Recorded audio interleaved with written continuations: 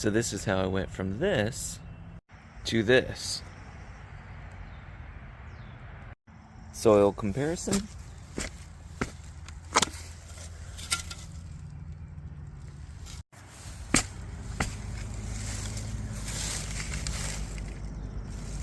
Alright, so a little bit of backstory. I've been gardening in this bed for 2 years now, and starting out, it was just the same as over here, where I showed you.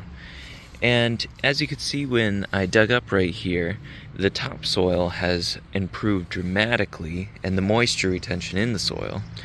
And last year I actually grew a honeydew and a cherry tomato. I had some kale and some other things that didn't do so great, but this year I'm noticing that things are doing a lot better because of the soil being in a much better state than it was originally when it was just like that. Now, what did I do to bring it from that to this? It was just mulching it with leaves and making sure it didn't dry out in the summer. And then also, there is something to be said about having plants growing in an area and bringing in that beneficial bacteria and fungi. But so as you can see, I planted these late last year, and these lettuces survived the whole winter. This is some garlic in there if you're curious. But I've got some onions, kale, cilantro. There was some beets, more garlic, kind of sad kale.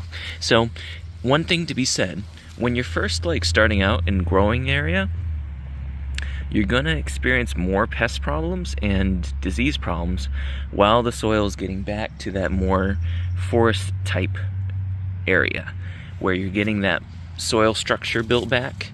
And I just planted this passion fruit in here and disrupted this area more. But back to what I was saying, you're gonna see more pest issues when the soil biology is out of whack.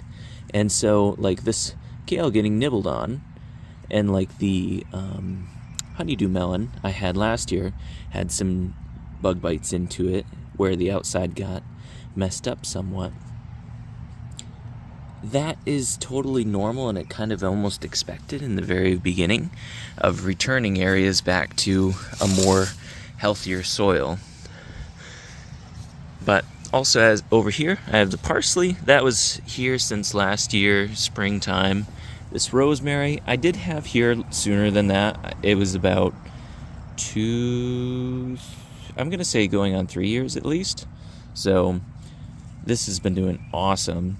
I'm in zone 7B, kind of almost on the cusp of zone 8. But these are the onions I planted. These are leek bottoms. There's some more interspersed throughout.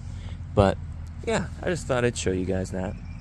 And show that it doesn't have to be complicated. Just mulch it with leaves. Just leaves.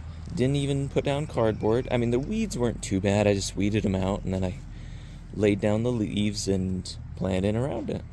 So, and also, you'd be amazed how much you can get out of just this tiny little space. This 2 foot or 18 inch by maybe 14 foot length. Yeah. It's awesome, awesome, awesome. So, you guys have a good one.